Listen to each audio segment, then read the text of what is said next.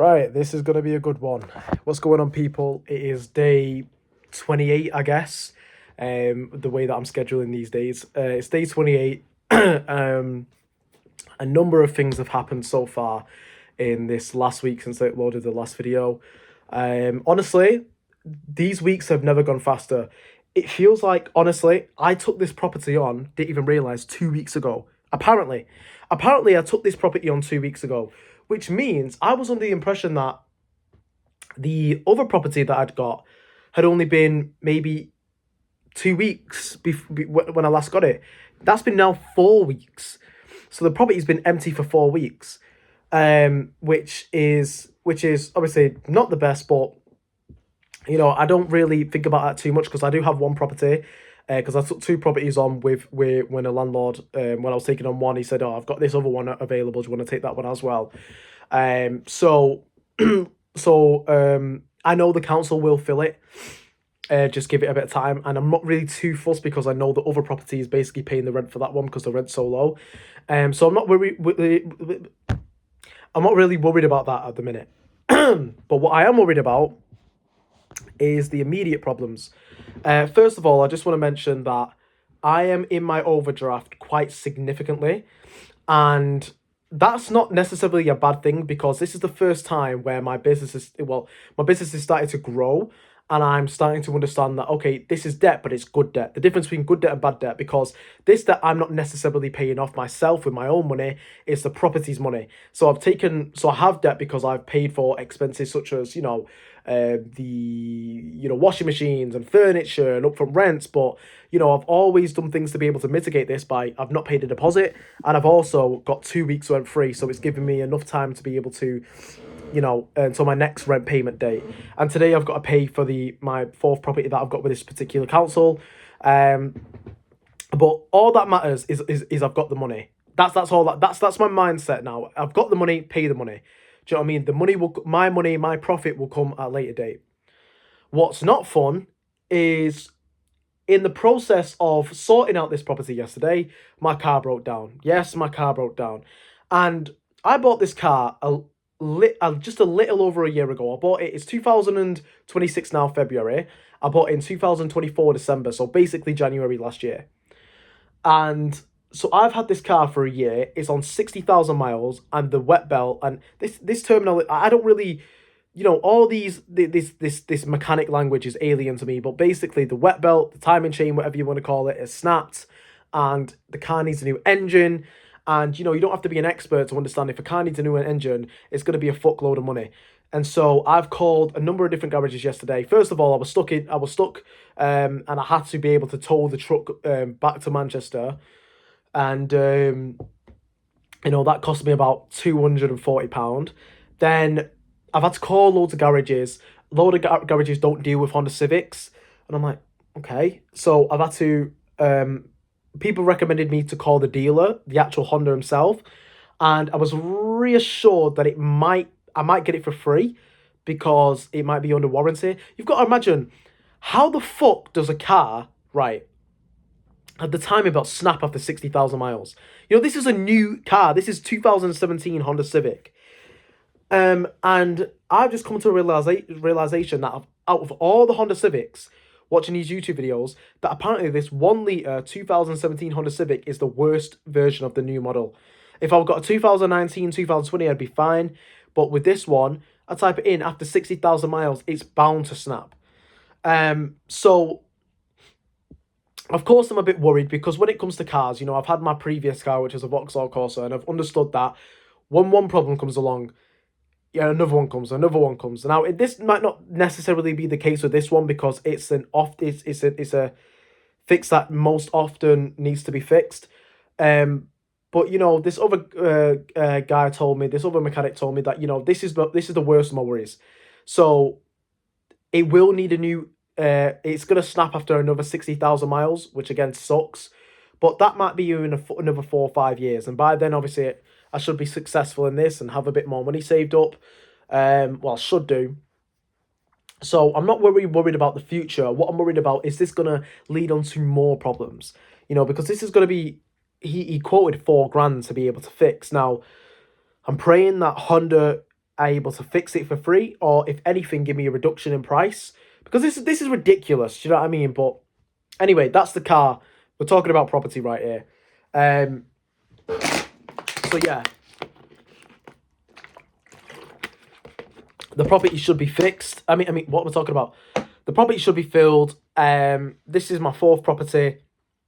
I'm estimated to be making, 3,000, 3,500, hopefully.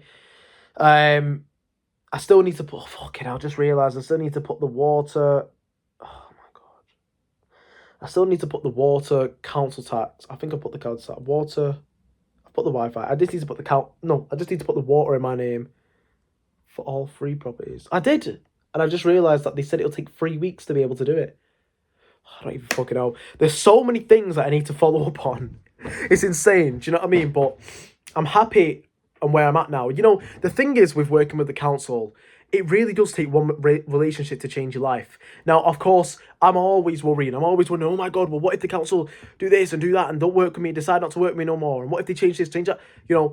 I don't worry about the XYZ anymore. I worry about the ABC. And my plan was to be able to go through to all the, I'm always changing my plans, but my immediate plan with supported living and councils was to be able to, I've got this council working for me now, fantastic. Wait until these properties get filled and then find a new one. That's what I'm going to do. But also I've got an immediate meeting with my other council, which I've had about 10 meetings now. And it's hopefully going to be a yes to be able to get it sorted and start getting these properties, which is, again, nightly rate paid accommodation, amazing. But my immediate plan was with the councils to be able to go through all the councils in the country. We're not in the country, but we're in a 3-hour proximity from Manchester. To be able to go into them, try and speak to them. And then from that point on, do the emails, do the calls, because, I want to do things that not many people are doing. I want to go into them. Obviously, I want to do my pitch in person. And, again, they might not see me. They might not say yes. But you've got to think about out the 40, 50 councils that I'm going to be going into. You've got to imagine at least one of them, at least two of them, three of them will come around and say, yes, we want to be able to work with that after my convincing and my skills. And with supported living, my relationship has changed with supported living. I started off doing supported living. I thought I wanted to, grow that business. Well, it's a business in its own. It's leasing at the end of the day. So, but I wanted to, do supported living. I thought that's what my bread and butter was going to be. But my relationship is completely changed towards supported living. Instead of focusing on properties to be able to go find for that person and focusing specifically only on HMOs and blocks of flats, I will call them, I will find them. And then when I do that, I will find the supported living provider. Normally, you find the provider, then the property. But no, after being continuously time wasted, knowing that people aren't serious, I'm going to find the property which I know is serious because I've got this one property that is agreed, and then I will find the provider. And so I've got a schedule to be able to do this, after I focus on my immediate plan with, the councils, because the councils is my main priority. The councils are able to, even if it's not nightly rate paid accommodation, if you're able to get the incentive and top up, which you should be able to, or don't work with them at all, there's a numerous amount of properties that you're able to go out and find. Numerous.